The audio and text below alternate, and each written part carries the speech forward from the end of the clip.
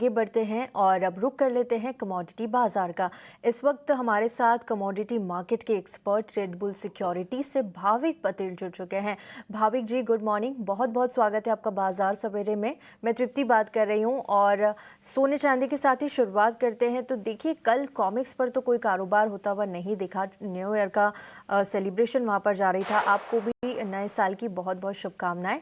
और एमसीएक्स पर हमने थोड़ा सा रेंज बाउंड दायरे में कारोबार होता हुआ कल के सेशन में देखा।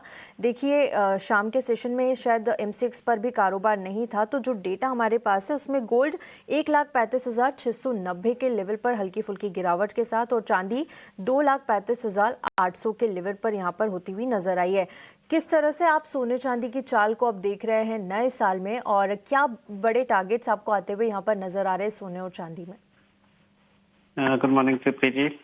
देखिए, सोने और चांदी में हमने देखा था कि कल वैसे भी इंटरनेशनल मार्केट बंद था, तो हमारे यहाँ रेंज बाउंड मूवमेंट था, थोड़ी बहुत प्रॉफिट बुकिंग आई थी। बट आज के दिन अगर देखें तो इंटरनेशनल मार्केट में वापस से थोड़ी तेजी देखने को मिली है और ओवरऑल एक्सपेक्टेड है कि सोने और चांदी दोनों में 2026 में अच्छे ही टारगेट रहेंगे। आई थिंक सोने में 15 से 20% और चांदी में अगर बोले तो 30 to 40% पे गेन जो है वो एक्सपेक्टेड है 2026 में।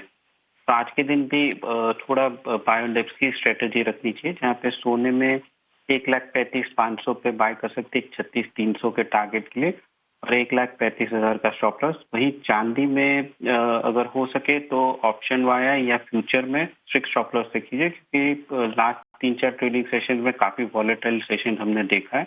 तो चांदी में 2,35,000 पे बाय कर सकते हैं 2,40 के टारगेट के लिए और 2,33 का स्टॉप लॉस रहेगा।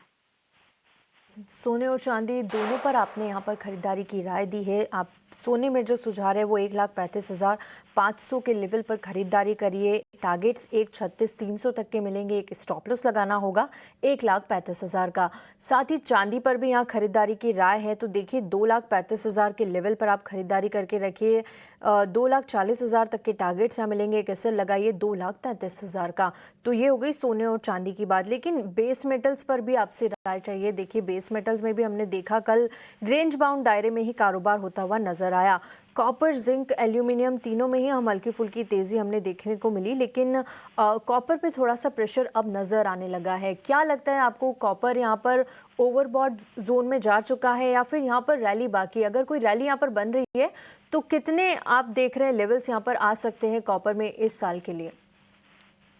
देखिए, ये साल में तो हमने देखा कि नियरली 1400 के ऊपर गया था और वहां से फिर एक शार्प करेक्शन आया। हालांकि एलएमई और एमसीएक्स में अगर देखें तो थोड़ी डिस्पैरिटी है, जहाँ पे एमसीएक्स में अभी भी काफी प्रीमियम है।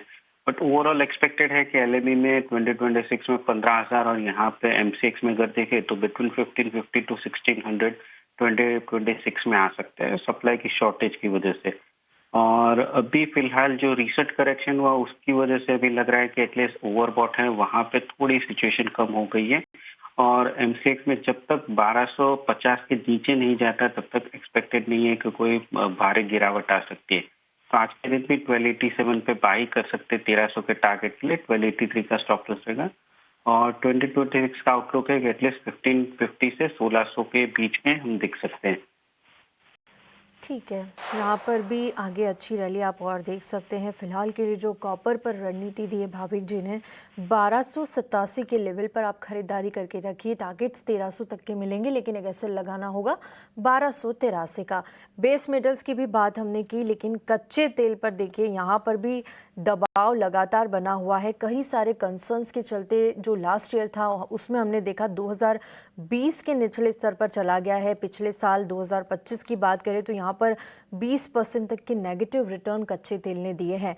क्या लगता है आपको, इतने सारे जियोपॉलिटिकल कंसर्न्स यहाँ पर चल रहे हैं, खाड़ी देशों में फिर से दबाव बनता हुआ दिख रहा है, यूएस वेनेजुएला के बीच लगातार टेंशन बरकरार है, और साथ ही जो हम बात कर रहे थे कि रशिया और यूक्रेन के बीच पीस डील हो सकती है, लेकिन वहां पर भी अब कोई डेवलपमेंट होता हुआ नजर नहीं आ रहा है।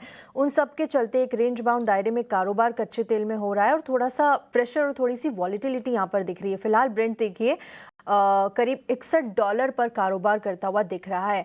यहाँ यहाँ से कच्चे तेल में क्या रणनीति अब इस साल के लिए बनाकर रखना चाहिए? तमाम ग्लोबल टेंशन्स को अगर मद्देनज़र रखें तो आपको क्या लगता है, अभी इस साल भी हम वॉलेटिलिटी यहाँ पर देख सकते हैं या फिर इस साल कच्चा तेल अच्छे रिटर्न देगा? ये इस साल भी कच्चे तेल में अच्छे रिटर्न्स की तो अभी गुंजाइश नहीं लग रही है। एक्सपेक्टेड है कि $60 से $70 के बीच में ही रहेगा, क्योंकि 2026 में भी वही ओवरहैंग रहेगा ओवर सप्लाई का। और अब तक जब तक ओपेक प्लस अपना प्रोडक्शन कट नहीं करते तब तक नहीं लग रहा है कि कच्चे तेल में कोई अच्छे रिटर्न हो सकते। इनफैक्ट अभी भी अगर देखें तो जियोपॉलिटिकल कंसर्न जो बढ़े हुए थे यूएस, वेनेजुएला के, सऊदी अरेबिया और येमेन के, उसके बावजूद भी अगर हम देखें तो कच्चे तेल की नीडल जो है वो नॉर्थ की तरफ नहीं जा रही थी, वापस से ऊपर से सेलिंग प्रेशर ही आ रहा था। तो मार्केट में अभी फिलहाल तेजी के कोई न्यूज दिख नहीं रहे।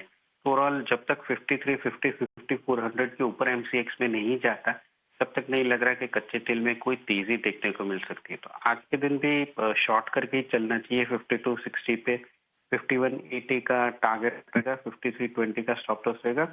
और भी ये साल भी लग रहा है कि कच्चा तेल ब्रेंट 60 से 70 के बीच में ही ट्रेड करेगा।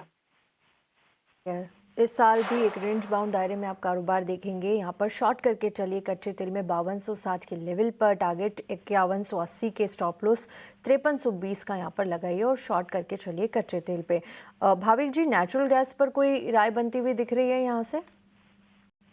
नेचुरल गैस में भी बेच के ही चलना चाहिए। वेदर फोरकास्ट से वो दिख रही है कि जनवरी में भी यूएस में जो है ठंड जो है वो कम रहेगी, इसकी वजह से अगेन दबाव रहेगा। तो 333 पे शॉर्ट कर सकते हैं, 325 के टारगेट के लिए 337 का स्टॉप लॉस रहेगा। ठीक है, यहाँ पर भी जो वेदर है थोड़ा सा मॉडरेट रहेगा, जिसके चलते बिकवाली की राय 333 के लेवल पर बेच के रखिए। 325 का टारगेट एक ऐसे लगाइए 337 का। तो ये हो गई सोने चांदी, बेस मेटल्स और कच्चे तेल पर राय। भाविक जी, बहुत बहुत शुक्रिया आपका हमारे साथ जुड़ने के लिए और तमाम कमोडिटीज़ पर चर्चा करने के लिए और आज की ट्रेडिंग कॉल्स देने के लिए शुक्रिया। इसी के साथ बाजार सवेरे फिलहाल इतना ही, लेकिन आप कहीं मत जाइएगा, एक बार फिर आपके साथ जुड़ेंगे आज के बाजार में।